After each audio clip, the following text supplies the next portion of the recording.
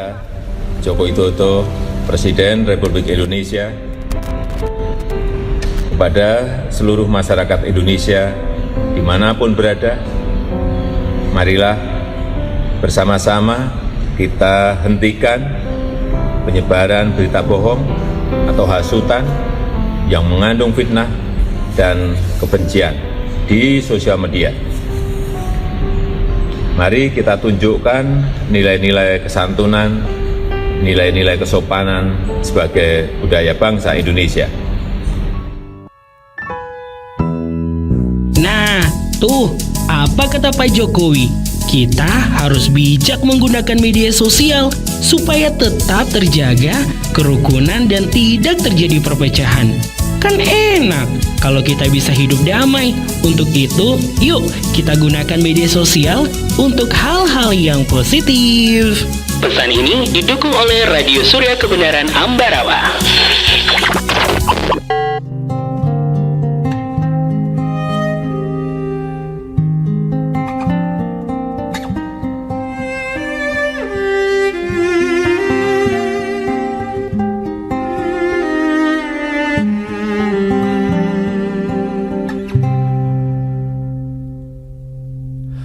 אבינו שבשמיים,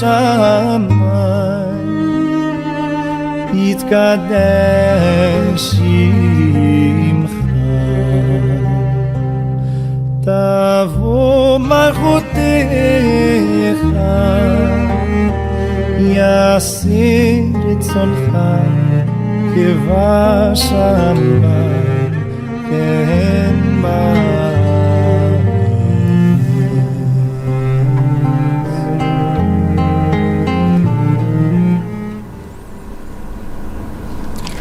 Shalom Aleichem, selamat malam sahabat setia Radio Surya Kebenaran dimanapun sahabat berada. Pendengar kami di 107.8, bagi sahabat yang mendengarkan di kota Ambarawa dan sekitarnya, serta bagi para pendengar setia dari setiap kota, kabupaten, provinsi lainnya di seluruh kepulauan di Indonesia, bahkan sahabat yang ada di negara lainnya mengikuti dan mendengarkan melalui live streaming di suryakebenaran.com dan melalui aplikasi Radio Box Online. Selamat malam dan selamat bergabung bersama dengan kami dan dengan Rio di malam hari ini, menemani ruang dengar sahabat dalam program Refleksi sampai dengan pukul 21 atau pukul 9 malam waktu Indonesia bagian Barat. Tapi sahabatku, di hari Selasa, Rio tidak sendirian. Seperti biasa akan ada narasumber dan juga pastinya akan ada pembahasan yang membawa berkat bagi jiwa, bagi setiap kita seluruh pendengar di malam hari ini. Seperti flyer yang sudah dibagikan sahabatku, sudah bersama dengan Rio di studio Radio Surya Kebenaran pada malam hari ini, yaitu Bapak Gembala Dr. Yakub Sulistyo STHMA. Shalom Aleika, selamat malam Dad. Aleika shalom Rio, Aleika shalom sahabat Surya Kebenaran dimanapun berada. Yes, apa kabar? Kabarnya haleluya, dahsyat, luar biasa. Wow, ya. Dan kami percaya kesehatan adalah bagian kehidupan kita, karena kita dimiliki oleh Tuhan yang begitu mencintai dan mengasihi kita, yaitu Yahweh Bapa Sorgawi. Amin.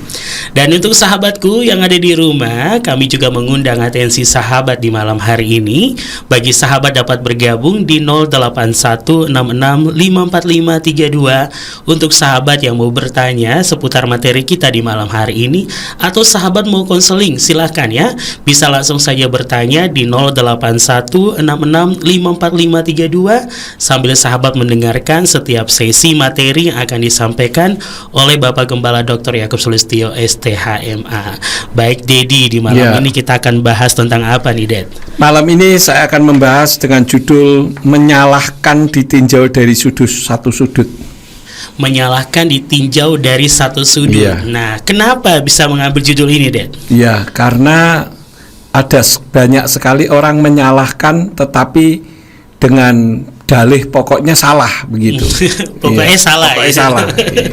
Jadi nggak dilihat benarnya gitu. Iya. Jadi seolah-olah tidak ada benarnya. Yes. Baik. Nah, jadi bagi sahabat juga kami infokan untuk sahabat, siaran di malam hari ini dapat sahabat relay atau menonton ulang nanti di channel YouTube Yakub Sulistyo dengan judul yang sama. Jadi bagi sahabat yang kalau punya keluarga, teman, kerabat yang ingin diberkati dengan siaran-siaran kami Radio Surya Kebenaran, khususnya bersama dengan Bapak Gembala Yakub Sulistyo, bisa nanti menyimak ulang atau di-share link YouTube-nya yang bisa sahabat lihat di channel YouTube Yakub Sulistyo. Baik Dedi, tanpa berlama-lama langsung saja kita akan masuk pada pembahasan kita di malam hari ini. Silakan Ded. Ya, terima kasih Rio. Sahabat Surya Kebenaran dimanapun berada, seperti yang tadi saya sampaikan bahwa ada banyak sekali orang menyalahkan ditinjau dari satu sudut. Memang yang namanya salah adalah salah. Saya meyakini yang namanya salah tetap salah. Tetapi kalau tidak ditinjau dari satu sudut, itu setidak-tidaknya kita bisa memaklumi orang tersebut. Orang menyalahkan orang lain itu seharusnya tidak ditinjau dari sudut dirinya sendiri saja. Karena itu sama saja dengan menghakimi kalau menurut saya.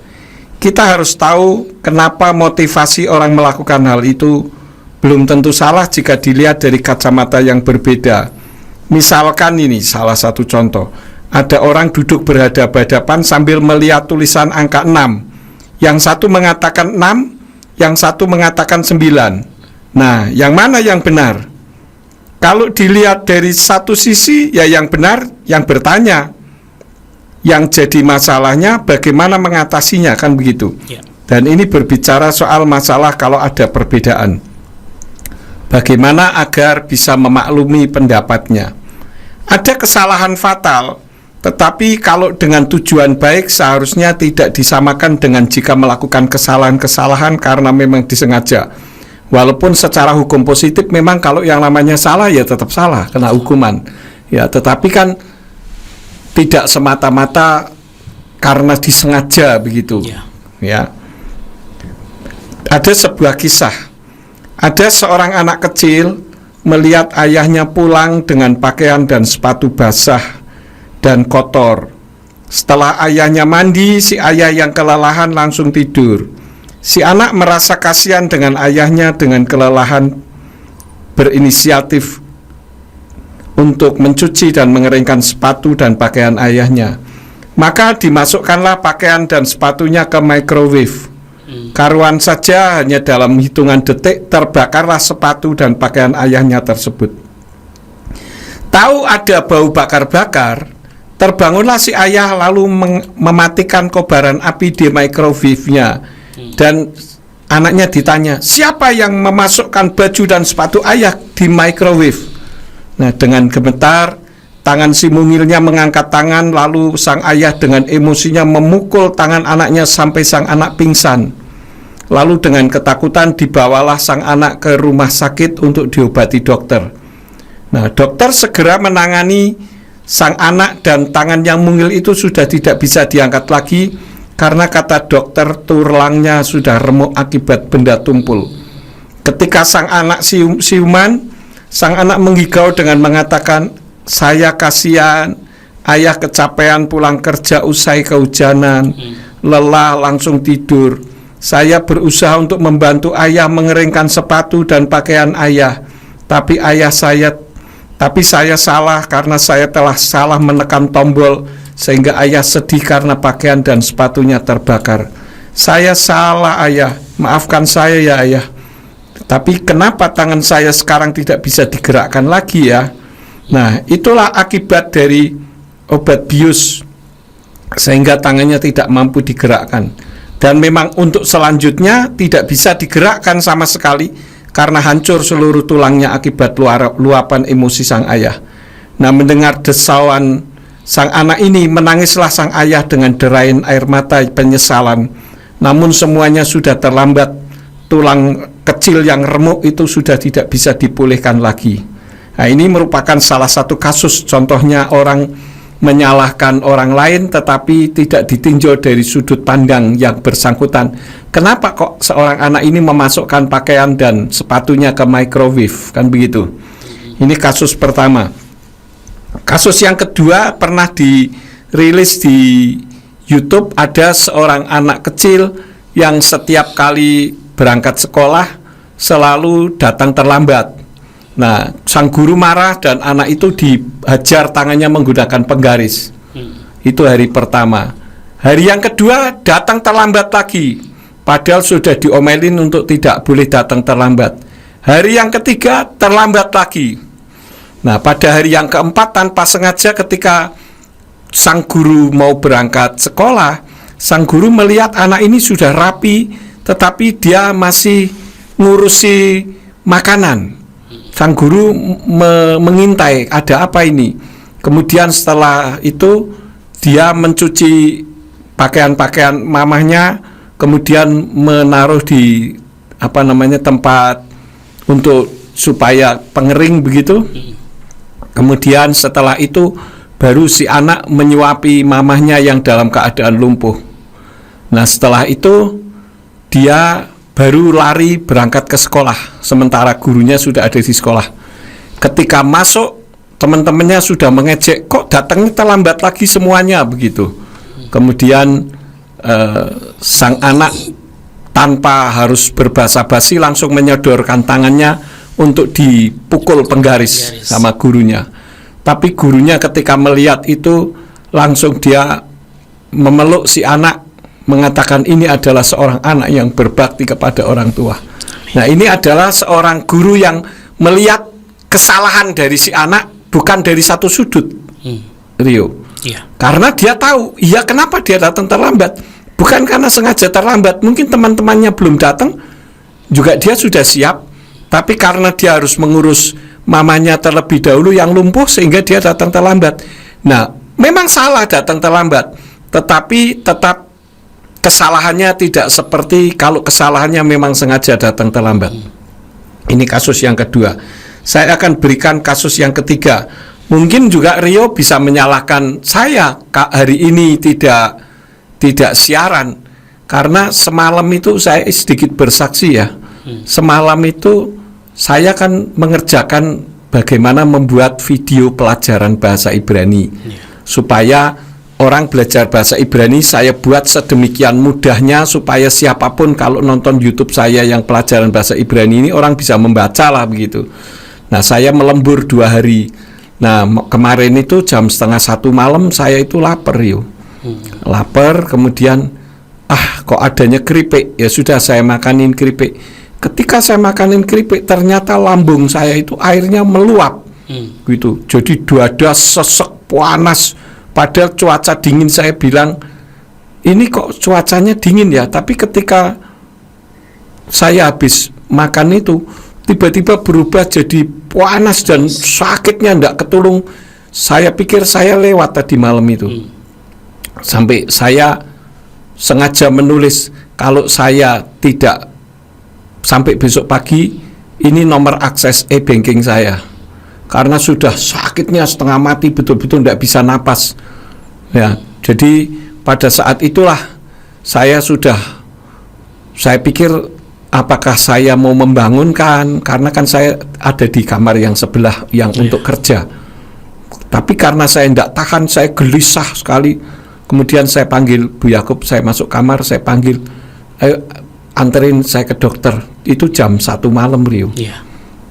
Kemudian Bu Yakub telepon Pak Simeon untuk anterin saya ke dokter. Di dokter saya dikasih obat pereda nyeri, kemudian dikasih obat lambung. Ya. Nah, itu sudah mulai agak lumayan tuh. Saya tunggu setengah jam di UGD, kemudian saya merasa baik, saya pulang. Nah, coba kalau saya bertahan, saya tidak akan ke dokter. Mungkin ya saya lewat juga, karena keluarganya Bu Yakub juga ada yang meninggal karena asam lambung. Saya baru tahu orang kena asam lambung itu sakitnya seperti apa. Jadi dada itu kan kemarin ditanya sama dokter. Nah, Bapak ada riwayat jantung, ada riwayat mah dan sebagainya, semuanya ada.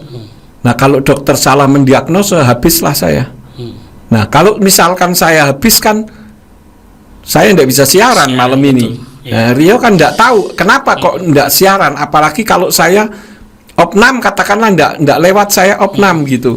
Sementara saya tidak siap untuk memberitahu tentang siapa penggantinya. Nah, kan saya salah. Ya memang salah, saya akui salah, tetapi kan kesalahannya bukan karena memang sengaja dibuat. Nah, oleh karena itulah melalui program refleksi pada malam hari ini, sahabat Surya Kebenaran, saya ingin sampaikan bahwa kalau kita mau menyalahkan seseorang, biarlah kita menyalahkan tetapi ditinjau dulu dari dua sudut yang berbeda. Betul. Sehingga kalaupun kita menyalahkan, ya ada excuse-nya lah begitu. Nggak asal menyalahkan. Kira-kira begitu, Rio. Iya, baik, itu untuk sesi yang pertama ya, Dad. Dan juga sahabat yang ada di rumah, bagaimana sudah dibuka untuk sesi yang pertama? Ya, saya tambahkan sedikit. Oke, Saya tambahkan silakan, sedikit. Jadi ini tadi sebuah contoh kisah-kisah yang menyalahkan seseorang dilihat dari sudut pandang, yaitu dirinya sendiri, dan ternyata Yesua pun pernah mengalami perlakuan serupa, Rio, dari orang Yahudi yang berupaya untuk membunuhnya, karena Yesua dianggap menyamakan dirinya dengan Bapa Yahweh yang mereka sakralkan itu. Contohnya di dalam kitab Yohanan pasal 5 ayat yang ke-18 dari Indonesian Literal Translation dikatakan, karena itulah kemudian orang-orang Yahudi semakin berupaya untuk membunuh dia, karena tidak saja dia melanggar hari Sabat, melainkan juga karena dia menyebut Elohim sebagai bapaknya, sehingga menjadikan dirinya sendiri sama dengan Elohim. Yesua memang Elohim, sehingga wajar jika beliau menyebut Elohim itu bapaknya. Itu pun dalam kapasitas, dalam wujud seperti manusia. Jika dalam kapasitas sebagai Elohim, ya dia itu sang pencipta, seperti yang tertulis dalam kitab Injil Yohanan 1 ayat yang ketiga dari Indonesian Literal Translation yang berbunyi, segala sesuatu terjadi oleh dia, dan tanpa dia tidak ada satu hal pun yang telah terjadi. Bahkan Yesua juga merupakan Elohim, itu tertulis di dalam kitab Ibrani 13 ayat yang ke-8. Dikatakan dari Indonesian Literal Translation, Yesua tetap sama, Yesua HaMashiach tetap sama kemarin dan hari ini, bahkan sampai selamanya. Nah, di dalam kitab berbahasa Ibrani, Yesua HaMashiach abadi. Jadi ini bukti bahwa Yesua itu adalah Yahweh itu sendiri, Elohim. Jadi kalau orang Yahudi waktu itu melihat dari sudut pandangnya Yesua HaMashiach, kenapa dia menyamakan dirinya seperti Bapa Yahweh? Ya tentu dia tidak akan membunuhnya, kan begitu. Nah, karena ditinjau dari satu sudut inilah akibatnya berupaya untuk menang-menangan. Begitu, Rio, sesi yang pertama, Rio.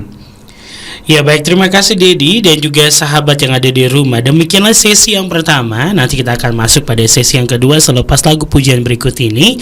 Oleh karena itu kami sudah membuka dan mengundang atensi sahabat di 08166554532. Bagi sahabat yang mau bergabung silakan dengan pertanyaan ataupun konseling di malam hari ini. Dan bagi sahabat yang bertanya dan tidak ingin namanya disebutkan alias no name, tidak akan kami bacakan. Kami menunggu sahabat dan kita akan kembali selepas lagu pujian berikut ini. Haleluya. Bersama Yesua, apapun yang kita kerjakan pasti bisa, men. Haleluya.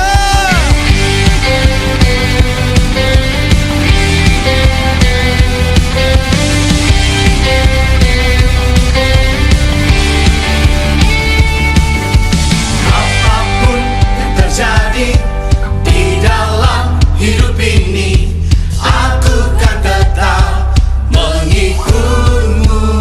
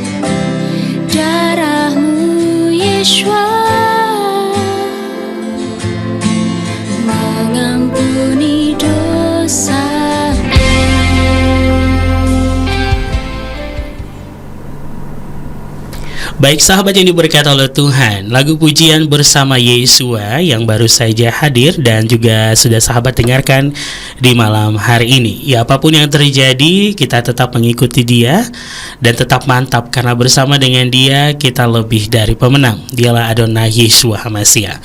Baiklah sahabatku, menyalahkan ditinjau dari satu sudut di pembahasan kita malam hari ini. Bagi sahabat yang mau bergabung dengan atensi pertanyaan, bisa langsung saja nanti di 0816654532. Kami akan menampung pertanyaan sahabat dan nanti setelah sesi yang kedua akan dijawab bersama dengan Bapak Gembala Yakub Sulistyo di malam hari ini. Baik Dedi, kita langsung saja masuk pada sesi yang kedua. Silakan. Ya, terima kasih Rio. Sahabat Surya Kebenaran dimanapun berada, untuk sesi yang kedua ini saya akan bicara kenapa ada orang yang selalu hanya bisa menyalahkan orang lain dari satu sudut saja, yaitu dari sudut pandangnya sendiri. Yang pertama adalah karena kurang pengalaman hidup. Ada pepatah yang juk mengatakan bahwa begadangmu kurang malam, kopimu kurang kental. Betul, ya. betul, yes. Artinya pengalaman hidupnya itu masih ringan, tetapi dia menilai atau gini, orang mainmu kurang jauh. Ya, mainmu kurang jauh. Betul. Nah, ini menunjukkan orang kurang pengalaman. Fenomena kehidupan itu beraneka ragam. Jika orang kurang pengalaman, ya seperti hidup bagaikan katak dalam tempurung. Taunya hanya apa yang dia tahu. Jika kebetulan tempurungnya baik, ya fine-fine saja. Artinya berada dalam zona nyaman. Tetapi jika ditimpa oleh kehidupan yang keras, karena situasi dan kondisi yang serba minim dan kurang, ya jadinya lain lagi, sehingga hal itu bisa membentuk pola pikir yang berbeda. Biasanya orang yang hidup di zona nyaman tidak memiliki pengalaman hidup sehebat orang yang ada di lingkungan yang memang sudah berat. Karena itu orang-orang lapangan itu lebih berpengalaman, Rio, daripada orang yang hidup di kantoran istilahnya lah, ya. Maka kita melihat kebanyakan orang tua itu lebih sabar daripada orang muda karena pengalaman hidup telah menimpanya. Rasanya dunia ini sudah banyak dialami dan sering disebut banyak makan asam garam. Ya, artinya pengalaman kalau seperti ini itu bagaimana mengatasinya, kenapa bisa seperti itu sudah pernah dialami. Tetapi orang yang belum pernah mengalami kan tidak begitu. Jadi sudut pandangnya berbeda. Karena itulah maka saya mengambil tema ini, ya supaya orang, memang kalau yang namanya salah saya akui, tetapi tidak semata-mata kemudian mengejat 100% salah begitu. Misalkan seperti kasus yang sedang ditangani di kepolisian ini, urusan Verdi Sambo misalkan. Kan ada orang yang disuruh menembak, ya kan? Ya, dia menembak karena disuruh pimpinannya. Salah, ya salah. Tetapi di sisi lain ada pengaturan kalau perintah pimpinan harus dilakukan. Nah, bagaimana, kan ini saling bertentangan. Ya. Jadi berbicara masalah fenomena kehidupan itu tidak segampang apa yang kita bayangkan. Karena kalau menyalahkan hanya dari satu sudut, ya berarti ketundukan seorang bawahan terhadap pimpinan berarti tidak berlaku dong. Ya memang salah, tetapi di sisi lain kan karena dia melakukan itu juga. Ya, jadi kalaupun dihukum, ya okelah dihukum karena membunuh. Tetapi kan hukumannya tentu tidak seberat ketika dia tidak disuruh. Ya, itu lain lagi. Jadi yang pertama, kenapa ada orang yang hanya selalu bisanya menyalahkan orang lain dari satu sudut, itu karena kurang pengalaman. Keluyurannya kurang jauh, begadangnya kurang malam, kopinya kurang kental dan sebagainya. Yang kedua karena egois. Ya. Keegoisan seseorang juga membentuk konsep pola pikir dominan dan tidak mudah bisa menerima kesalahan orang lain, yang belum tentu juga merupakan satu kesalahan. Bisa saja karena pola pikir yang berbeda. Orang egois itu mudah tersulut emosinya.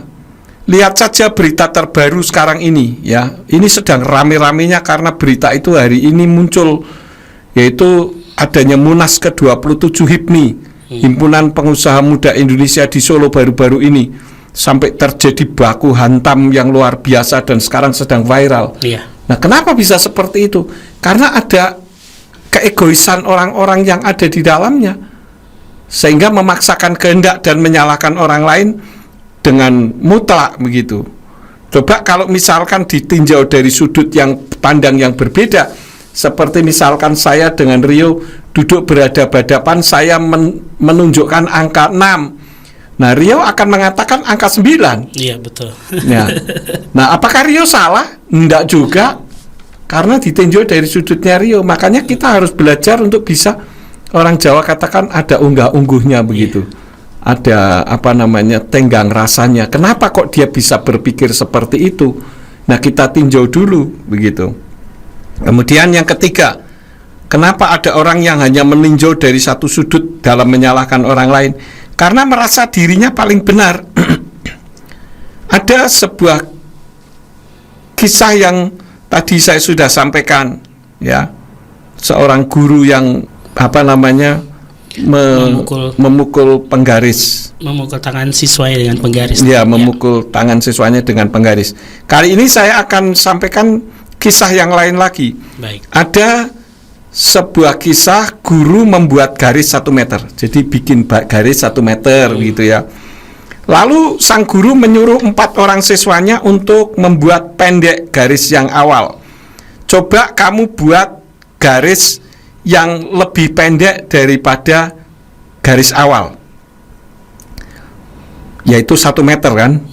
Maka murid pertama maju dan menghapus garis yang ada 20 cm. Jadi sekarang garisnya tinggal berapa? 80 cm. Lalu guru memanggil murid yang kedua, disuruh maju. Sekarang kamu maju. Kamu coba membuat garis yang lebih pendek daripada garis awal. Garis awal kan 1 meter. Sekarang sudah tinggal 80 cm. Lalu anak yang kedua ini menghapus garis yang 80 cm tadi dengan 20 cm, sehingga garisnya sekarang tinggal 60 cm, ya kan? Kan 80 dikurangi 20, tinggal 60 cm. Nah, sang guru senyum-senyum sambil manggut-manggut. Lalu dipanggillah siswa yang ketiga untuk memperpendek garis awal yang 1 meter tadi. Jadi yang sekarang sudah 60 cm, siswa yang ketiga maju dan menghapus lagi 20 cm. Tinggal 40 ya. Nah, setelah itu guru memanggil anak yang keempat. Sang guru senyum-senyum sambil manggut-manggut. Kini giliran murid yang keempat maju. Nah, murid yang lain teriak-teriak disuruh menghapus 20 cm lagi, sehingga tinggal berapa seharusnya? 20 ya. Namun sang anak justru memperpanjang garis yang 1 meter tersebut yang sudah tinggal 40 cm itu dengan menambah 80 cm, sehingga garis yang tadinya pendek jadi berubah menjadi 120 cm. Kontan sang guru tepuk tangan dan menangis melihat tingkah laku anak yang terakhir ini. Kenapa? Karena itu mengandung makna kehidupan, Rio, walaupun kelihatannya hanya sepele. Apa makna kehidupannya? Untuk mengalahkan atau menyalahkan orang lain tidak perlu merugikan orang lain, tetapi cukup menambah apa yang sudah ada, sehingga tidak perlu sampai menyakiti hati orang lain. Ini tidak merasa paling benar, namun telah membuktikan dirinya benar. Paham ya? Ya, paham. Jadi misalkan 1 meter, wah saya harus mengurangi, saya hapus 20, artinya saya menyalahkan yang 20. Tetapi kalau untuk mengedukasi, ya tinggal ditambah saja 20 cm, berarti kan garis awalnya sudah kalah. Tetapi tidak menghapus pandangan seseorang itu. Ya, dia punya pandangan seperti itu, ya kita maklumi saja. Kenapa? Apakah karena memang seperti yang tadi pengalaman hidupnya kurang jauh dan sebagainya, Nah, nanti kita mengedukasinya begitu. Ya. Jadi itulah makna kehidupannya, tapi tanpa menyakiti hati orang lain. Makanya ketika saya menyampaikan tentang nama Bapa Yahweh, ya ada orang menyalahkan, ya kita ikuti saja kemauan mereka tanpa menyalahkan. Dikatakan bahwa Yahweh itu kan kudus, jadi tidak bisa disebut. Ya kita jangan mengatakan yang lain. Betul, memang Yahweh kudus dan tidak bisa disebut. Kalau begitu berarti yang kamu sebut Yesus tidak kudus dong, karena Yesus itu disebut, kan begitu. Jadi kita mengalahkan tetapi juga memberikan edukasi kepada orang yang bersangkutan. Ya, itu yang ketiga. Yang keempat adalah karena orang tidak mau mengupdate ilmunya. Ini saya katakan termasuk jenis yang paling susah. Soal nama Tuhan misalkan, saya pernah mengatakan bahwa dulu saya tidak pernah mau pakai titel-titel dan sebagainya, karena tidak ada gunanya juga sih, titel kan tidak bisa menyelamatkan. Nah itu ada kisah ceritanya, Rio. Pertama kali ada orang yang menulis sebuah naskah, kemudian naskah itu saya sanggah, kemudian orangnya marah begitu. Ketika marah dia katakan, oh yang nyanggah tidak berani menunjukkan batang hidungnya, karena hanya sanggahan saja, saya tidak tulis siapa saya yang menyanggah. Kemudian saya membuat nama saya di situ, Yakub Sulistyo gitu. Oh, terus masih juga ngomel. Dia bilang, oh yang nyanggah orang tidak punya pendidikan, ya bener lah. Nah, terpaksa saya tunjukkan titel saya, gelarnya. Nah, setelah itu dia bilang macam-macam lagi. Jadi saya meningkat gitu untuk mengedukasi. Sebetulnya kan gelar tidak ada gunanya juga, karena gelar tidak menyelamatkan. Tetapi terkadang orang meremehkan, oh kamu itu nggak tahu apa-apa karena kamu tidak punya gelar. Padahal kitab suci katakan bahwa Tuhan memakai orang-orang bodoh untuk mempermalukan orang-orang baik, orang-orang kuat gitu, orang yang merasa dirinya paling hebat, kan begitu. Nah buktinya murid-murid Yesua, siapa mereka? Mereka kan para nelayan. Betul. Orang-orang yang tidak berpendidikan tinggi. Tetapi Rabi Saul pun ketika dia bertobat, dia bergabung dengan murid-muridnya. Padahal dia ahli Torah, mau belajar dengan murid-murid Yesua. Karena Tuhan mengangkat murid-muridnya yang kurang berpendidikan ini untuk membuktikan dirinya bersama dengan Tuhan berpendidikan, begitu. Jadi itulah yang seharusnya kita lakukan. Kalau menghadapi orang yang tidak mau mengupdate ilmunya, ya susah. Saya pernah memberikan buku, orangnya bilang, saya tidak mau baca. Ya sudah Pak, kalau tidak mau baca, Bapak dengarkan saja, karena saya punya CD-nya. Tidak mau dengerin CD.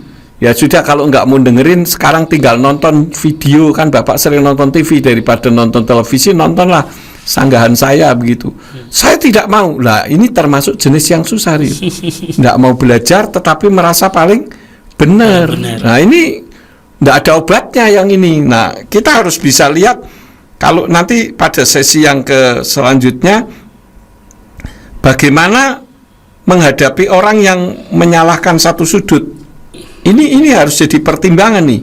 Kenapa orang kok bisa memandang dari satu sudut? Yang pertama karena kurang pengalaman hidup, yang kedua karena egois, yang ketiga karena merasa paling benar, dan yang keempat tidak mau mengupdate ilmunya. Nah, dari keempat hal ini nanti kita bisa menganalisa orang yang kita hadapi dan bagaimana menanganinya. Saya pernah menghadapi orang yang sudah jelas-jelas salah. Saya ulang-ulang dari perkataannya sendiri juga salah, tetapi dia hanya bisanya menyerang pribadi saya, begitu. Ya saya bilang, ya sudah, kamu memang paling hebat. Orang mau menyembah batu kan juga tidak dilarang. Jadi silahkan saja. Langsung dia tepuk tangan sorak-sorak, bilang, oh Pak Yakub kalah. Tidak apa-apa, kalah. Emangnya kalau kalah terus apa? Terus Tuhannya kalah begitu. Nah ini lebay namanya. Lebih pada hak asasi manusia. Makanya. Jadi kita ini hidup bermasyarakat, harus bisa melihat siapa orang yang kita hadapi. Nah, itu perlu ada ilmu komunikasi. Betul. Kemarin kan ada orang yang telepon saya begini, Pak Yakub, sebetulnya Yahweh dengan Allah itu sama atau tidak? Begitu. Nah, saya katakan ya itu kan beda pribadi. Sekarang kalau Yesus dengan Yeshua bagaimana? Saya terangkan, masih tetap juga ngotot-ngotot. Saya tidak bisa terangkan di sini karena ini nanti jadi tidak baik ya. Saya bilang kamu harus ngomong berhadapan dengan siapa?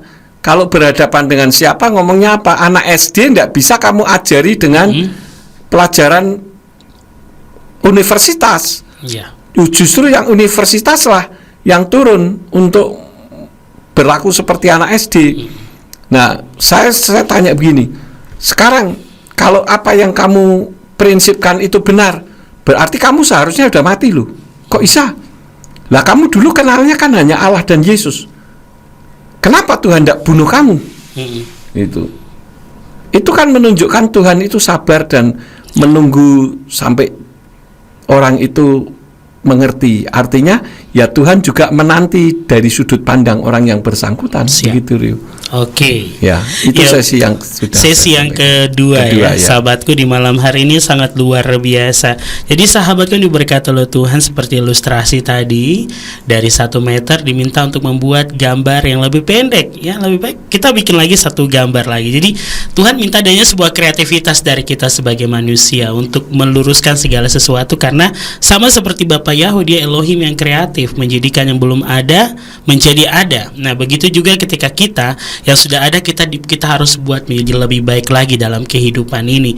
Jadi sahabat yang diberkati oleh Tuhan, kita akan langsung saja untuk atensi sahabat nih Dedi di malam hari ini.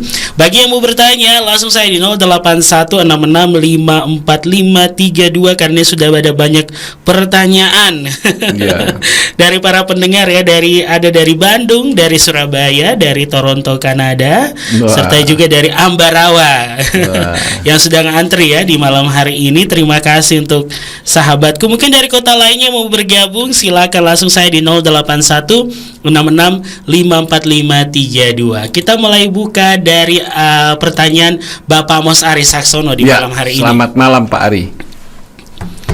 Baik, untuk dari Pak Ari, sudut pandang merupakan cara seseorang melihat sesuatu dengan mendasarkan pada paradigma yang dimilikinya. Betul. Paradigma tersebut kemudian menimbulkan keyakinan, dan keyakinan kemudian menumbuhkan cara seseorang melihat sesuatu dan meyakini kebenaran. Ya. Pertanyaan pertama dari Pak Ari, apakah sudut pandang bisa memilah mana yang baik dan buruk? Ya, bisa, tentu saja. Dari hikmat orang yang bersangkutan Pak Ari. Jadi kita bisa memandang salah satu pandangan, tetapi kita juga jangan sampai tertipu dengan tipuan mata seperti yang seringkali saya katakan, kalau kita berdiri di atas rel kereta api, kalau kita melihat dari sudut pandang mata kita kan sepertinya menciut, padahal kalau ditelusur sampai ribuan kilometer juga tetap sama. Nah, itu tipuan. Jadi kita harus menganalisa Pak Ari. Jadi walaupun kita punya sudut pandang, tetapi tetap perlu dianalisa. Begitu Pak Ari. Baik, terima kasih Dedi. Dan pertanyaan kedua, apakah sudut pandang harus dipikir sebelum bertindak? Oh, harus dong. Ya, makanya tadi saya katakan harus beranalisa. Nah, yang salahnya adalah kalau kita punya sudut pandang, kita nggak mikir, langsung nyeplos dulu. Nah, ini akhirnya jadi bermasalah. Terima kasih Pak Ari. Dan ini pertanyaan ketiga terakhir, melihat sesuatu dari sudut pandang positif itu syaratnya apa aja sih? Ya, kita jangan menyalahkan orang lain terlebih dahulu gitu. Walaupun mungkin orang lain beda pandangan dengan kita, tetapi kita jangan buru-buru menyalahkan secara mutlak Pak Ari. Gitu. Oke, baik, terima kasih Dedi sudah menjawab pertanyaan dari Pak Amos Ari Saksono yang sudah bergabung di malam hari ini. Dan juga sahabatku, silakan di 0816654532. Kita lanjutkan, ada ini dari Bapak Pola di malam hari ini ya. Selamat malam Pak Pola. Iya Pak Pola, selamat malam dan selamat bergabung. Langsung saja, ini masih dari Ambarawa ya, dan sekitarnya ada Pak Pola. Bapak Gembala yang terhormat nih. Bapak baik ya katanya. Amin, terima kasih Pak Pola. Ya. Menyalahkan tapi masih ada toleransi. Perang tidak ada toleransi. Perintah ada juga Ganyang. Bumi hangus jadi target izin. Tanya, apa beda salah dan benar? Kok masih ada ya? Kasihan ya. Benar masuk surga, salah dan dosa masuk neraka. Nyuwun Bapak Yahweh memberi keluarga besar RSK berkat bagi jiwa. Amin. Ya, terima kasih Pak Pola. Memang kalau berbicara tentang masalah baik dan benar, baik belum tentu benar. Kalau benar juga belum tentu baik, tergantung dari sudut pandang mana, situasi dan kondisinya, begitu. Selain daripada itu memang perlu dibedakan dengan militer, karena Pak Pola ini kan militer ini ya. Kalau militer itu tidak ada kompromi, sama sekali no compromise. Ya ini sudut pandang yang berbeda lagi kalau ini. Kalau saya sih setuju saja, namanya juga militer ya. Kalau pakai kompromi, kalau enggak kamu mati ya saya yang mati. Terima kasih Pak Pola, luar biasa sekali. Dan terima kasih sudah bergabung. Ya bagi Dedi di yang ada di studio dan juga sahabat yang di rumah, kita dengarkan satu lagu dulu. Sebelum nanti kita lanjutkan dengan ada 2 atensi lagi dengan pertanyaan di malam hari yang sudah bergabung. Jangan kemana-mana, tetap di 107.8. Tuhan Yesus sungguh baik. Sungguh baik. Dia baik, amin. Haleluya.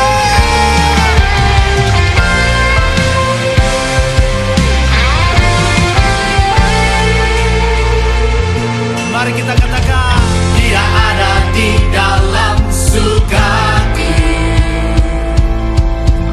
Dia juga ada dalam dukaku.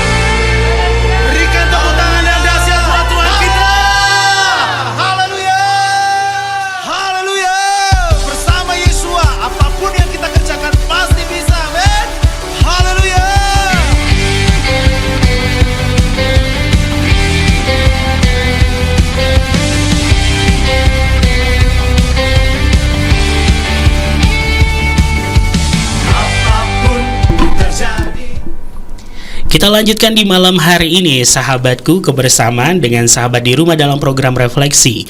Menyalahkan ditinjau dari satu sudut bersama dengan Bapak Gembala Dr. Yakub Sulistyo, STHMA. Silakan yang mau bergabung, kami menunggu di 0816654532. Baik Dedi, sebelum kita masuk pada sesi yang ketiga di malam hari ini, kita kembali dengan pertanyaan. Kalau tadi sudah ada Bapak Amos Arisakso dan juga Bapak Pola yang sudah bergabung, sekarang ada dua penanya wanita ya. Kalau tadi dua penanya pria, ini kita mau mulai dari Dr. Ayu yang sudah bergabung di malam hari ini. Shalom Pastor Yakub, apa kabar? Kabarnya haleluya. Dan selamat malam Kak Rio dan sahabat Radio Surya Kebenaran. Selamat pagi ya Dr. Ayu, dan juga nih mewakili sahabat Radio Surya Kebenaran juga. Dan ini langsung saja pertanyaan saya ini dari Dr. Ayu. Yang pertama, Tuhan Yahweh adalah sebagai Elohim yang maha mengetahui dan sebagai hakim yang benar. Manusia memiliki sifat Elohim atau Tuhan di dalam diri manusia itu sendiri. Tapi kenapa kita sebagai manusia tidak boleh sok tahu dan tidak boleh main hakim sendiri atau menghakimi, Pastor? Ya, selamat pagi dulu untuk Dr. Ayu. Jadi begini, dari pertanyaan itu jelas kan di dalam diri kita Bapak Yahweh menciptakan itu kita segambar dan serupa Dia, artinya secitra, punya sifat yang sama. Jadi kenapa kita tidak boleh sok tahu dan sebagainya? Ya kita belajar memiliki sifatnya Tuhan. Jadi tidak egois. Tadi saya sudah sampaikan ya. Jadi karena egoislah itulah, atau orang yang tidak mau belajar dari orang lain, ya ini yang repot. Kalau kita mau belajar dari orang lain, kita bisa memaklumi kesalahan orang tersebut.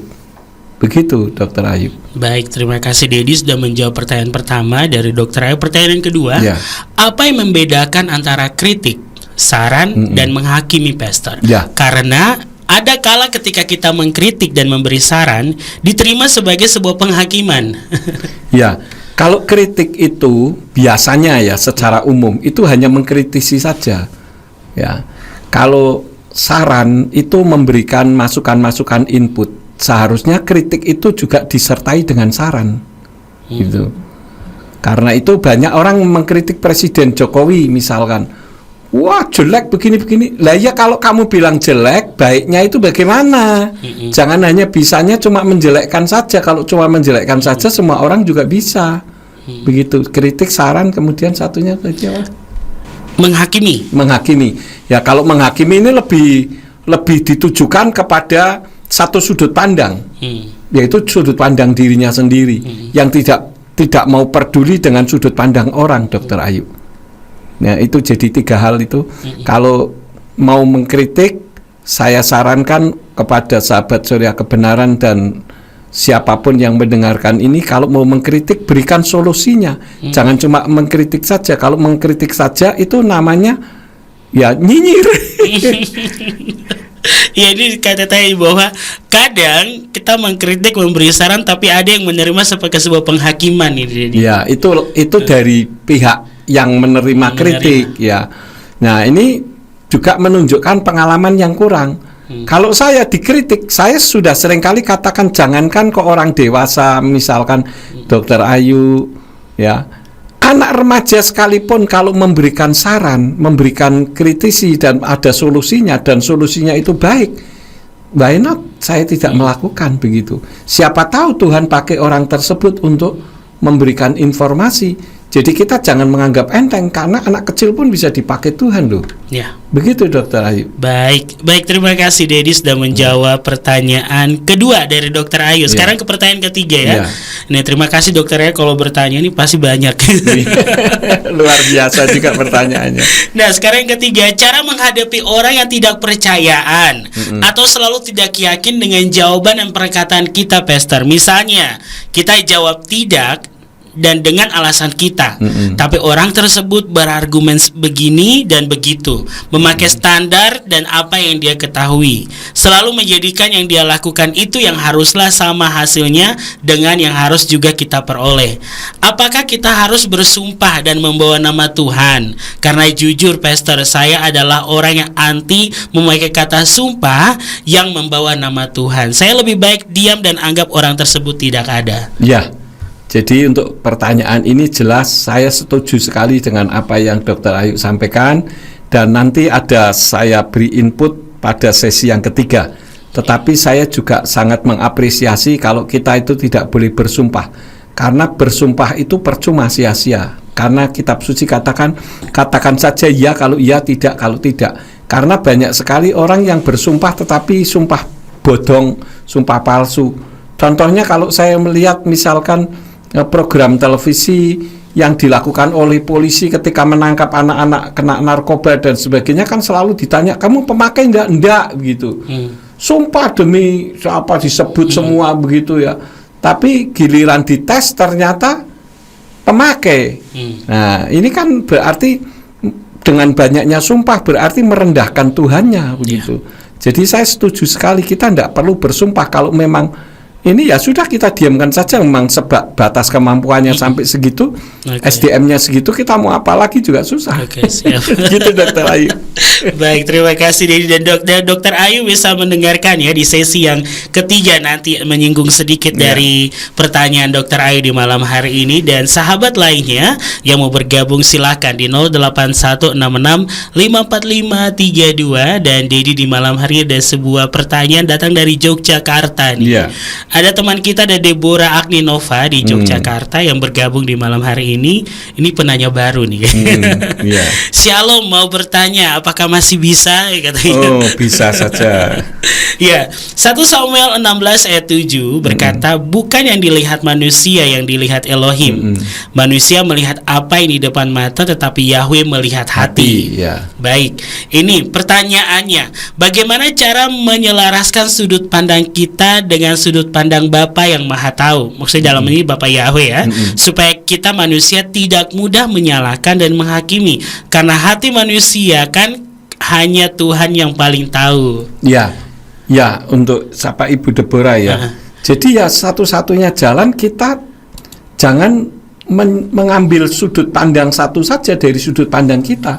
Itu yang paling gampang. Seperti di sesi yang pertama tadi saya sudah sampaikan, kenapa orang ini seperti itu?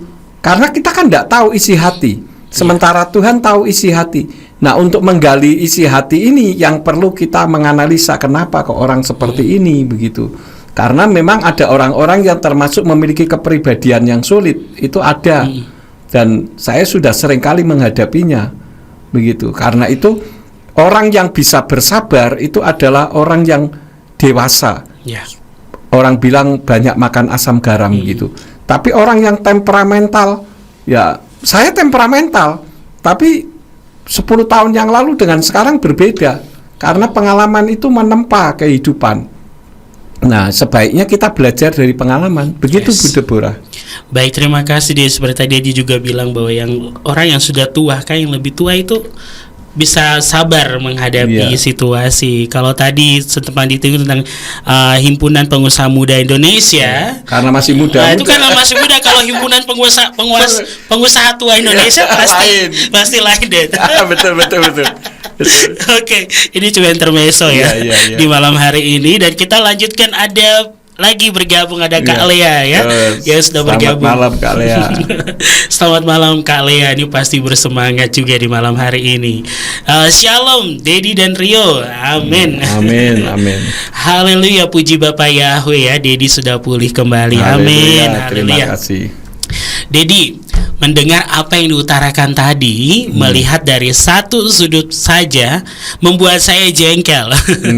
Karena sama dengan ketidakadilan.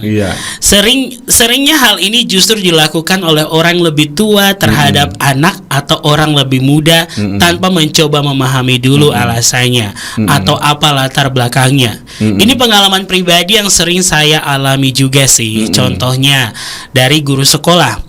Sehingga saya berkomitmen nanti kalau saya dewasa jadi guru harus adil dan tidak mudah menyalahkan murid. Tapi saya akan tanya dulu alasan atau latar belakangnya. Firman Tuhan dalam Yakobus 1 ayat 19, Rio bacakan dulu ya, Dad. Maka itu, hai saudara-saudaraku yang terkasih, biarlah setiap orang cepat untuk mendengar, lambat untuk berbicara, lambat untuk marah. yang membantu saya untuk bersikap. Nah, Dedi, yang masih sedikit sulit adalah bagaimana bersikap terhadap orang yang lebih tua, yang hanya menyalahkan tanpa tanya dulu atau mendengarkan alasan kita nih. Bagaimana bersikap sama orang yang lebih tua ini, Dedi? Silakan. Bagaimana bersikapnya? Ya, lebih baik kita belajar saja dari kesalahannya, begitu. Saya dengan pertanyaan Kak Lea ini, saya teringat dengan pendeta saya dulu, Rio. Pendeta saya dulu itu pendeta tua, didikan Belanda, yang tidak bisa mengerti posisi saya.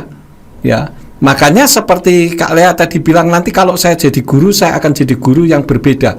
Nah, saya dulu sebagai pengusaha, sekaligus sebagai pengerja, tidak dapat bayaran dari gereja, tetapi selalu hanya bisanya dipersalahkan terus dan sebagainya. Saya punya komitmen hal yang sama. Jika Tuhan izinkan saya besok jadi gembala sidang, saya akan jadi gembala sidang yang wise, yang bijaksana, begitu. Nah, dari belajar itulah maka kita tidak bisa menentang memang, karena apalagi pendeta, guru itu tidak ada kamusnya kalah. Ya, jadi kita debat pun tidak ada menangnya. Kalau jadi murid ya nilainya dijelekkan nantinya. Jadi ya cara satu-satunya ya kita amati saja. Oh, kamu seperti itu, kamu berarti mengajar saya. Kalau nanti saya jadi guru, saya tidak akan seperti itu, gitu. Kalau saya jadi pendeta, saya tidak akan seperti itu, gitu. Jadi ada pendidikan yang bisa kita ambil positifnya saja, Kak Lea. Kalau kita ngelawan, tidak ada menangnya, malah kita disungkir-sungkir nggak karu-karuan nanti. Oke, baik, terima kasih Dedi sudah menjawab ya. Ada tiga wanita yang bertanya ternyata di malam hari. Ada Deborah di Jogja, ada Dr. Ayu di Toronto Kanada, dan juga ada Kak Lea di Bandung ya, yang sudah bergabung. Dan nanti kita masih akan dengan penanya lainnya. Tapi kita mau break sejenak, Dedi. Kita dengarkan dulu lagu pujian dan kita akan masuk pada sesi yang ketiga. Yang mau bertanya silakan 0816654532. Kami membuka atensi untuk sahabat yang diberkati. Biarlah setiap kita hidup dalam kebenaran Torah Yahweh. Amin.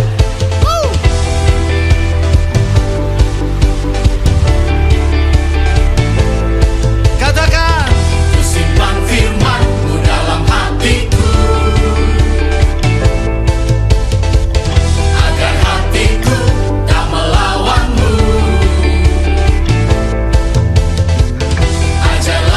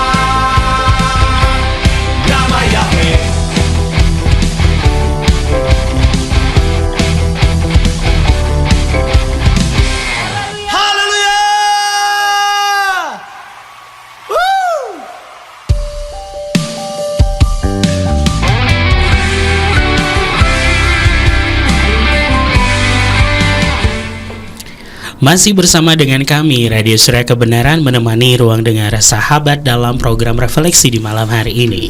Kami ingatkan kembali untuk sahabatku, sahabat dapat merelay atau mendengarkan ulang ya, melanjutkan siaran malam hari ini dengan menonton kembali di channel YouTube Yakub Sulistyo. Dan bagi sahabatku, agar teman kita, keluarga, sahabat dapat diberkati dengan berkat yang sama yang sahabat terima dari program siaran bersama dengan Bapak Gembala Yakub Sulistyo, sahabat bisa share linknya, yaitu link YouTube-nya, dan bisa berbagi berkat untuk kita semua sama-sama diberkati. Haleluya, terpujilah Bapak Yahweh. Dan sahabatku, kami masih mengundang dan menunggu atensi sahabat di 0816654532. Bagi yang mau bertanya silakan di malam hari ini, ataupun sahabat mau konseling silakan ya, kami menunggu. Dan kita masuk saja pada sesi yang ketiga. Silakan Dedi. Ya, terima kasih Rio. Sahabat Surya Kebenaran dimanapun berada, untuk sesi yang ketiga ini saya akan menyampaikan seperti apa yang tadi sudah ditanyakan oleh Dr. Ayu dari Kanada kalau tidak salah ya. Bagaimana menghadapi orang yang hanya menyalahkan satu sudut saja. Itu ada beberapa hal. Yang pertama, memberi pengertian awal dengan cara tidak menyalahkannya, seperti Bapak Yahweh saat menegur Daud lewat Nabi Nathan. Jadi dengan cara digiring dengan sebuah kisah agar Daud ikut terlibat dalam kisah tersebut. Ini kita bisa lihat ayatnya cukup panjang, saya akan bacakan karena cukup bagus. Di dalam 2 Samuel 12 ayat 1-10 dari Indonesian Literal Translation yang berbunyi demikian. Dan Yahweh mengutus Nathan kepada Daud, lalu ia datang dan berkata kepadanya, ada 2 orang pria di suatu kota, yang satu kaya dan yang lain miskin. Yang kaya memiliki sangat banyak kawanan ternak, namun yang miskin tidak memiliki apapun kecuali seekor anak domba betina kecil yang telah dia beli dan pelihara. Dan anak domba itu tumbuh bersamanya dan bersama dengan anak-anaknya, dan anak domba itu makan dari potongan makanannya dan minum dari cawannya, dan dia tidur di pangkuannya, dan dia seperti seorang anak perempuan baginya. Dan seorang pengembara datang kepada orang kaya itu, tetapi dia merasa sayang untuk mengambil dari kawanan ternaknya sendiri untuk disajikan kepada pengembara yang telah datang kepadanya. Maka dia mengambil anak domba betina dari orang miskin itu, lalu menyajikannya untuk orang yang telah datang kepadanya itu. Maka amarah Daud sangat meluap-luap ke hadapan orang itu. Lalu ia berkata kepada Nathan, demi Yahweh yang hidup, sungguh anak kematianlah orang yang melakukan hal itu, dan dia harus membayar 4 kali lipat dari untuk anak domba betina itu, karena dia telah melakukan hal itu, dan karena dia tidak memiliki belas kasihan. Dan Nathan berkata kepada Daud, engkaulah orangnya. Beginilah Yahweh Israel berfirman, aku telah mengurapimu sebagai raja atas Israel, dan aku telah melepaskanmu dari tangan Saul, dan aku telah memberikan kepadamu rumah tuanmu serta istri-istri tuanmu ke dalam pangkuanmu, dan aku telah memberimu keluarga Israel dan Yehuda, dan jika masih terlalu sedikit, maka aku dapat menambahkan kepadamu hal-hal ini dan itu. Mengapa engkau telah memandang rendah firman Yahweh dengan melakukan kejahatan di matanya? Engkau telah menewaskan Uria orang Het itu dengan pedang, dan engkau telah mengambil istrinya menjadi seorang istri bagi dirimu sendiri, dan engkau telah membunuhnya dengan pedang Bani Amon. Maka sekarang pedang tidak akan menyingkir dari isi rumahmu untuk seterusnya, karena engkau telah memandang rendah aku dan telah mengambil istri Uria orang Het itu menjadi istri bagimu. Nah, ini adalah teknik yang dilakukan, yang harus kita ketahui bagaimana menghadapi orang yang menyalahkan dari satu sudut pandang. Seperti yang tadi saya sampaikan, kita ikuti alur ceritanya, libatkan orang tersebut. Nah, dengan Nathan memberikan kisah ini kan dia melibatkan Daud di dalam sebuah kisah itu. Tanpa disadari sebetulnya itu melibatkan dirinya secara real gitu.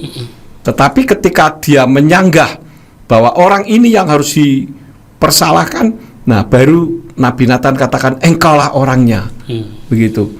Jadi untuk menyadarkannya adalah ya kita ikuti alurnya dulu.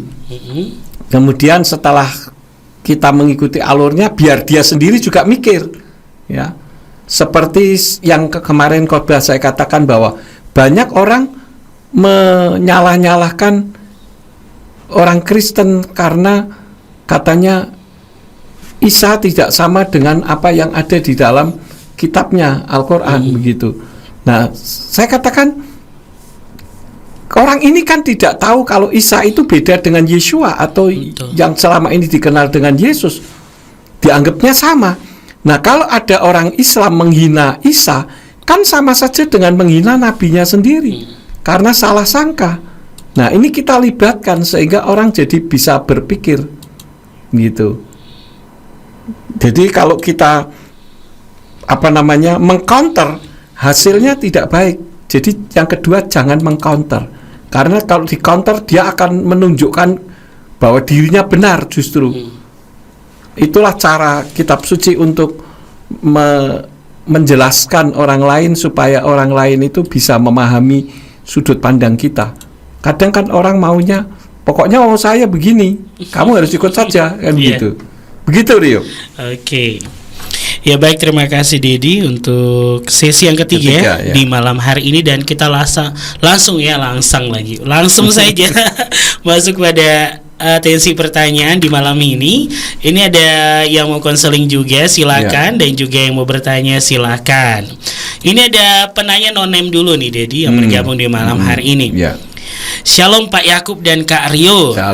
Shalom. Amin. Ini alaika shalom. Terima kasih dengan no-name. Sering sekali saya kecewa kepada Bapak Yahweh karena setelah mengenal nama Tuhan yang benar, saya malah ditipu oleh oknum-oknum yang tidak bertanggung jawab. Namun hari ini ketika saya sedang membaca kitab suci, saya mendapatkan sesuatu, yakni hal terjahat yang dapat Tuhan lakukan ketika kita terus-menerus melakukan dosa adalah membiarkan kita terus-menerus melakukan dosa. Kondisi hidup yang saya alami sekarang ini karena Tuhan masih sayang kepada saya. Justru saya harusnya kasihan kepada orang-orang yang menipu saya. Karena kalau Tuhan sudah tidak peduli, maka mereka akan dibiarkan terus-menerus hidup di dalam dosanya. Pertanyaan, apakah di kitab suci ada orang yang karena jahatnya dibiarkan Tuhan hidup dalam dosanya? Terima kasih Nonim. Jelas ada. Yang disebut adalah Paro atau Fir'aun. Fir'aun itu kan hatinya keras. Makanya kitab suci katakan Bapak Yahweh sengaja mengeraskannya, saking jengkelnya begitu. Justru saya katakan untuk Nonim jangan sampai kecewa dengan Bapak Yahweh. Nah, ya, puji Bapak Yahweh kalau hari ini dalam pembacaan kitab suci Bapak Yahweh memberikan pemahaman begitu ya, bahwa memang berarti kan no-name ini sangat disayang oleh Tuhan. Supaya tidak ikut-ikutan. Nanti kalau tetap berada di tempat yang sama kemudian jadi pahit hati sampai dibawa mati, ya akhirnya sama saja juga dengan Paro dengan Fir'aun yang hatinya keras. Padahal kitab suci katakan kalau engkau tidak bisa mengampuni maka dosamu tidak diampuni begitu. Jadi ya bersyukurlah. Yang jelas seperti yang saya katakan, Bapak Yahweh tidak pernah mengecewakan kita. Amin. Kita yang sering mengecewakannya. Betul. Baik, terima kasih Dedi, dan juga semoga Nonai mendengarkan di malam hari ini. Dan itulah respon yang sudah diberikan oleh Bapak Gembala Yakub Sulistyo. Dan ini Dedi ada kembali sedikit senggolan dari Kak Lea. Dedi dan Rio boleh satu lagi bertanya katanya. Boleh. Nah, jika kita melihat tidak hanya dari satu sisi saja, berarti satu perkara itu bisa tidak mutlak salah 100%, dan sebaliknya tidak juga mutlak benar 100%. Apakah iya nih, Ded? Kelihatannya demikian, tetapi bukan berarti kita kompromi kali ya. Ya, sekali lagi kelihatannya demikian tetapi bukan berarti kita kompromi. Karena itulah maka saya ajarkan kepada pendeta-pendeta di bawah Majelis Pusat Gereja Pemulihan Firman, kita ini menggunakan teologi keseimbangan. Artinya kita juga bisa melihat sudut pandang orang, tetapi bukan berarti kita kompromi. Kita tidak kompromi, tetapi tidak radikal. Nah, orang yang melihat dari satu sudut pandang tertentu saja itu termasuk radikal. Dan semua yang radikal saya melihat hasilnya negatif tuh. Banyak perbantahan saja. Karena itu di sesi yang ketiga tadi kan mengandung makna Artinya kita ini memberi edukasi agar orang yang menyalahkan satu sudut pandang bisa melihat jika kita lihat dari sudut pandang yang berbeda gitu, dari sudut pandang kita. Begitu Kak Lea. Baik, terima kasih Dedi dan juga sahabatku di malam hari ini yang mau bergabung ya, silakan, kami masih menunggu. Dan kita lanjutkan, ini ada yang bergabung dari Surabaya. Oke. Ini ada juga Gurnadi yang selalu mengingatkan minta dukungan doa nih Dedi, dan selalu mendengarkan Radio Surya Kebenaran. Terima kasih. Dan ini ada yang bergabung lagi, ada Pak Joromi. Halo ya. Ada Pak Jiro ya di malam ini yang sudah bergabung. Shalom katanya.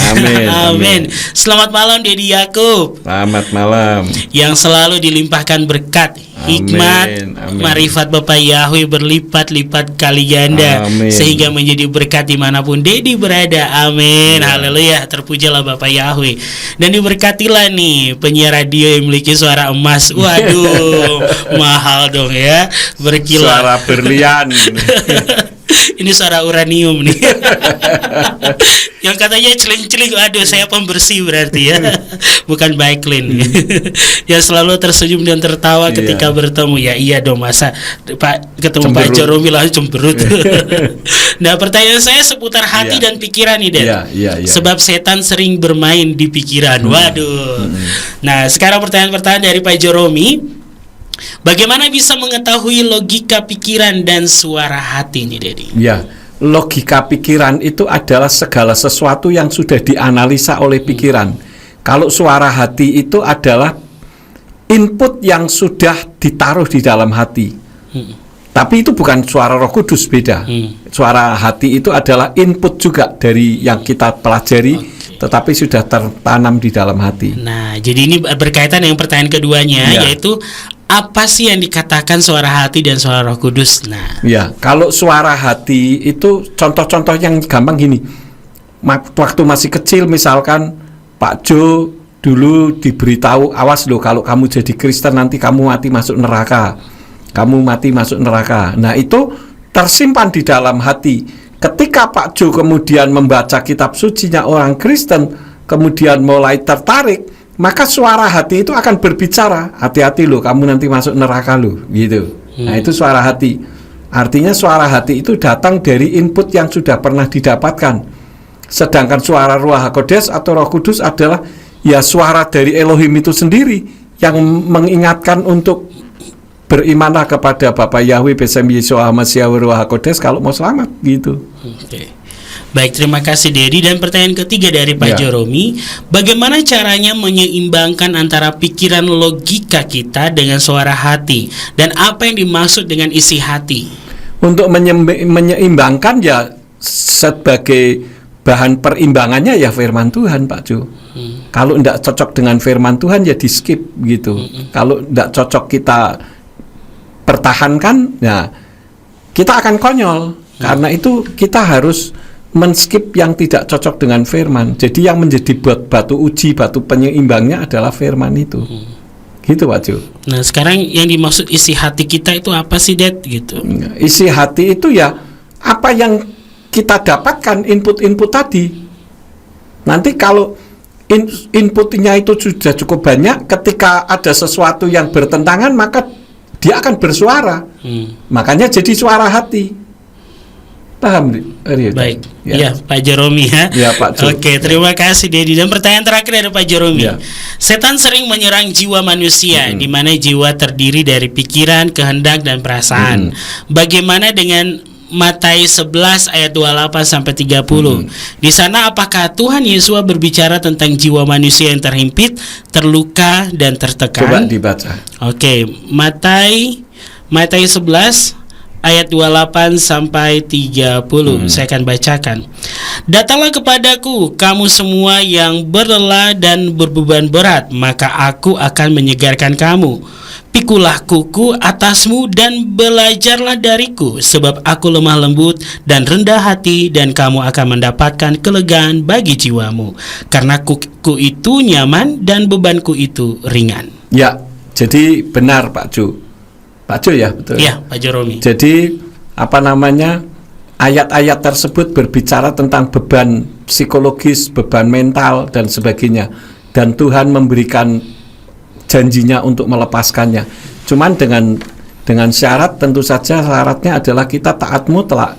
Cuman terkadang kan kita yang mempertahankan ke kondisi kita, ya. Jadi kalau kita mau lepas dari itu, ya ikuti saja firman Tuhan, karena firman Tuhan tidak pernah salah. Begitu Pak Jo. Haleluya. Baik, terima kasih Dedi. Ya. Dan di akhirin kata terima kasih Dedi, dan mohon Amin. dukungan doa nih, katanya Ya. mau kontrol. Oh iya. Bapak Yahweh melipatkan berkatnya berlipat kali ganda dimanapun Dedi Amin. berada. Dan Amin. juga terima kasih Rio. Amin. Terima kasih Bapak Yahweh memberkati.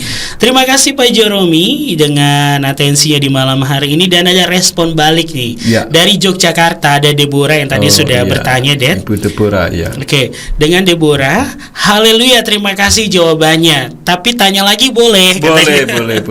Saya tadi bertanya bagaimana menyelaraskan sudut pandang manusia dengan Elohim. Nah, tadi Dedi Yakub menjawab supaya kita belajar untuk melihat dari sudut pandang lain. Tapi kita seringkali meski banyak sudut pandang, tetap saja itu dari sudut pandang manusia yang kedagingan dan bingung mana yang berkenan di mata Tuhan. Jadinya malah mengumpulkan banyak sudut pandang manusia lainnya, tapi lupa atau bahkan tidak tahu bagaimana untuk bisa menyelami hati dan sudut pandang Tuhan.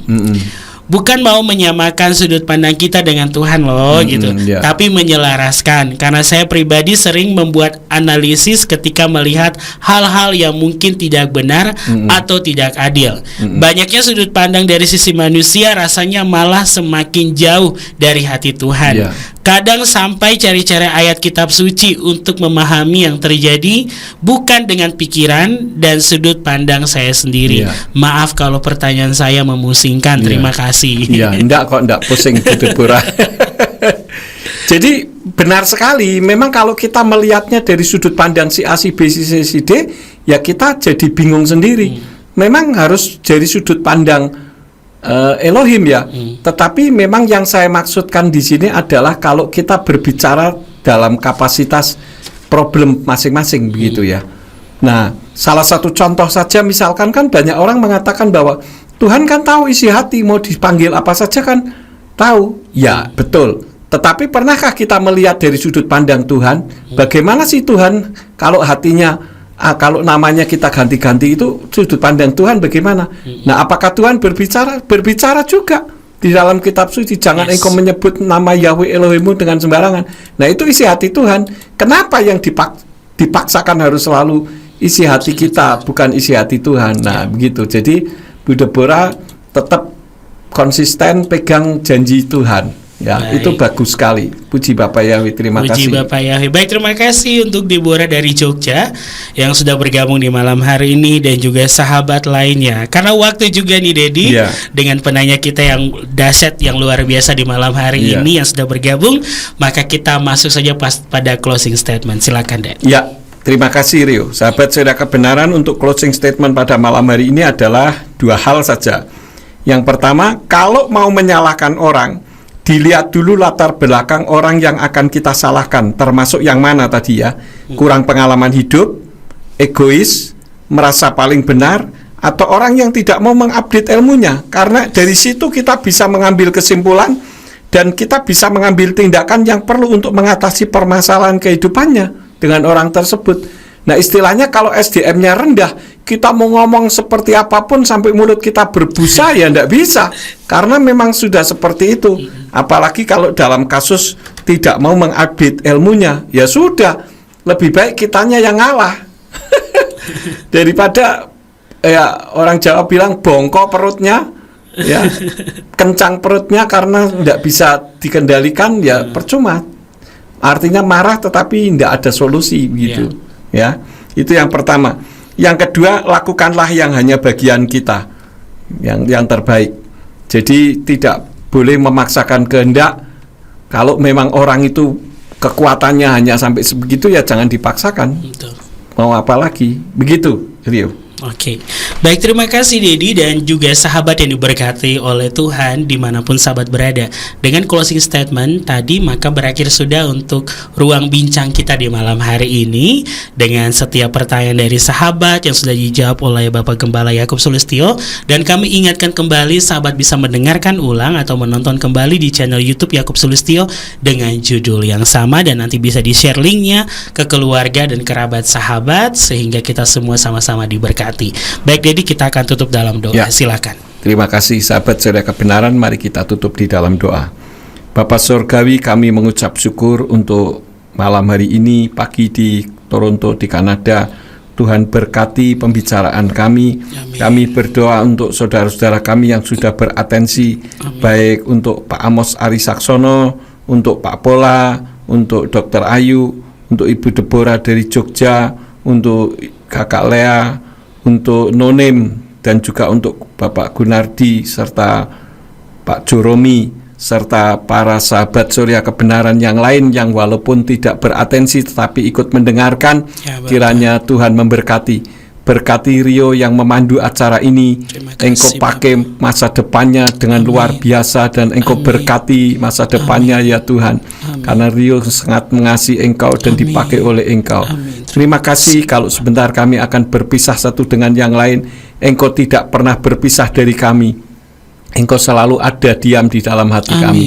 Terima kasih Bapa, pertemukan kami di waktu yang akan datang dengan iman yang lebih baik dari hari ini.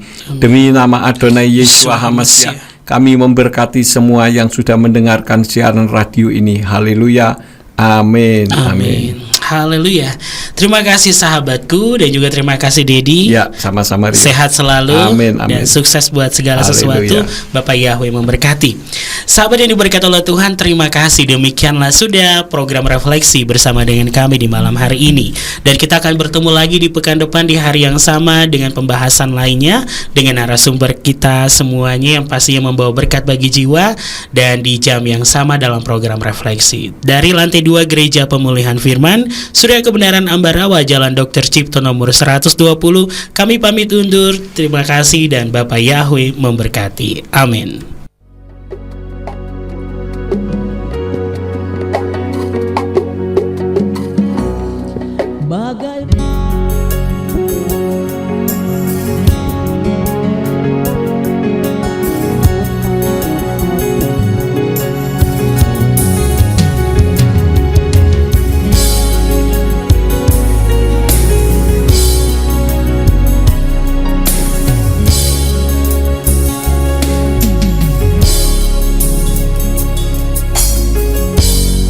Padamu ku bersyukur, padamu ku berseru.